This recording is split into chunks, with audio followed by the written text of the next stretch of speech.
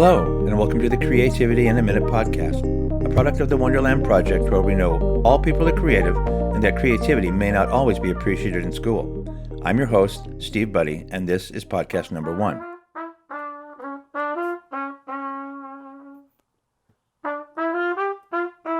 Today on the podcast, we meet Ethan, a creative musician who spent his early school years sitting at a desk facing the wall, far away from his classmates, because his teacher said he was a distraction to himself and others. At first, I was kind of confused because I didn't think I had ever done anything wrong, but I realized that apparently I wasn't allowed to talk to other people and be friendly and be silly and fun all at once. I had to kind of sit down and shut up and listen, and I never really... Beginning at the age of 5, the classroom has an important rhetorical influence on a person. The relationships between teachers, students, and peers constructs identities.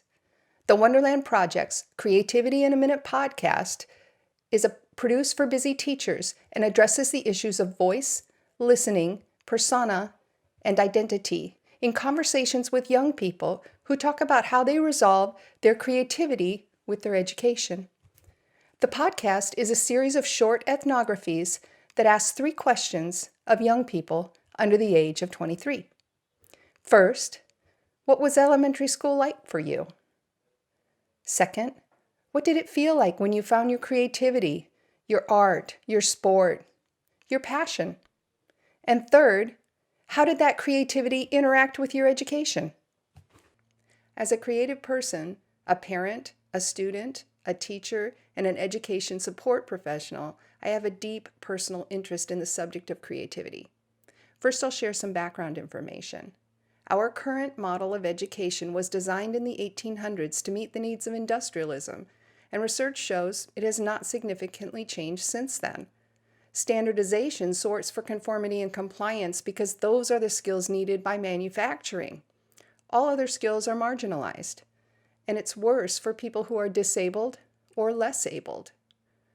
Before young people understand conformity, they are manipulated into a constant conflict between seeking approval and fearing disapproval that disconnects them from who they are, constructs how they communicate, and buries their innate creative talents, which are shown to evaporate almost entirely by the time they are adults. This is important because in this century, 4 competencies have arisen as the most needed 21st century skills. They are creativity, innovation, collaboration, and communication. All of my life, I have experienced how individuality and creativity are subverted to an institutional concept of what success means, both in the classroom and at work. College wasn't an option for me when I was young because I was a dancer and I was told I would never make any money. I know what it feels like to de-identify with my most personal gifts because they have no value. And I have observed how this process constructs anxiety, identity, and voice in young people. Rarely are young people allowed to express themselves freely in school, and when they do, we don't seriously listen to them. Instead, they face 3 rhetorical choices: to comply, to resist, or to withdraw into silence. Because the primary relationship in education is between teachers and students, I have chosen to focus my work there.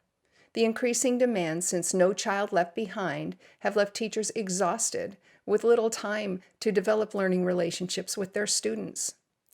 Voice and listening are fundamental to communication, and my project has 2 targets. First, it gives young people a safe space to speak their stories uninterrupted. And second, it hopes that teachers will locate themselves within those stories and compassionately reconsider how they show up. During the interviews, I learned that the array of individual experience was more diverse than I could have imagined. It truly is the case that everyone is unique, and that uniqueness cannot be understated. In this unpredictable world, it is short-sighted to ignore personal talents in favor of an outdated model. We are no longer an industrialized society. We are global, we are diverse, and we are faced with challenges that industrialism and capitalism cannot solve. But creativity and innovation can begin to address those challenges. In fact, they are the only things that can. I have recorded 6 podcasts, and I plan to continue with this project. In these conversations, I heard stories of punishment, isolation, struggle, and identity construction. This is Justice from the Third Podcast. Socially, it wasn't the greatest because there was no minorities there. I'm Shawnee Creek in Choctaw. My people are from Ohio and that area, Oklahoma. So I don't have a lot of connections with the kids there. So it was definitely difficult in that aspect, going through school. But when the people I'm hanging out with, like my friends, we're all white. So at one point, I wanted to be a white kid. I heard something surprising about resistance that gave me hope. I heard that stubbornness protects creativity, and although I advocate for a system that helps students develop their creativity instead of one that is just an obstacle for them to push against, there is constructive power in resistance. Again, here is Ethan. I would say something or I would do something and I get a laugh from the group and a disappointing look from the teacher, and to me that was the best. I continually tried to learn how to push people's buttons. I kind of grew up being told not to do things, and so of course I did them. And I heard about childhood trauma.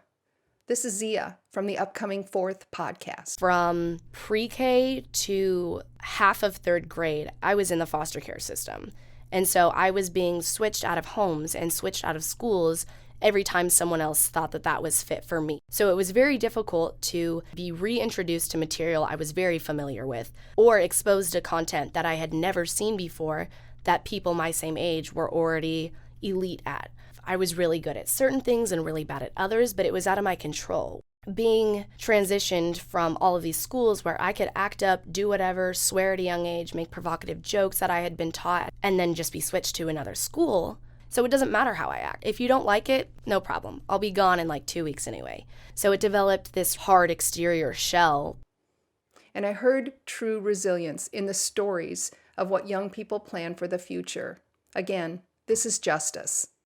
Because my family doesn't come from wealth or anything, we don't know stuff about business. A lot of the minority communities, same way, we don't understand a lot of these different business things because we haven't been put in situations or had the opportunities to get into those positions. So I want to teach minorities and underprivileged kids, even white kids that are impoverished. I want to build a school to teach them how to create wealth. And this is Sova. I'm definitely going to keep playing music. That's never going to stop, whether it's privately or publicly. I want my music to bring people together.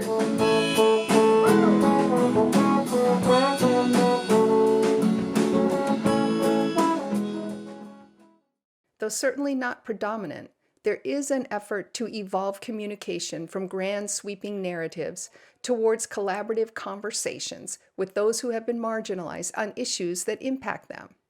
Even so, young people are continually excluded from those conversations, even as they are destined to inherit the problems we have created.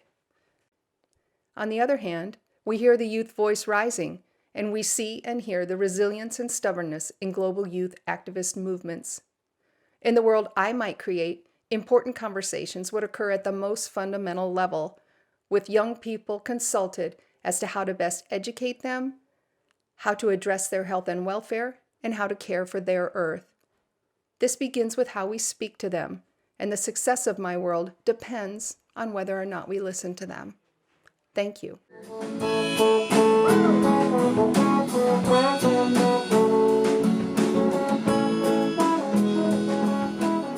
The Wonderland Project provides support and materials for teachers who want to help their students develop creative competencies. Thank you for joining us for the second episode of the Creativity in a Minute podcast. Our producer is Allison Buddy. Our theme song was composed and performed by Ethan Buddy. More information is available at AllisonBuddy.com.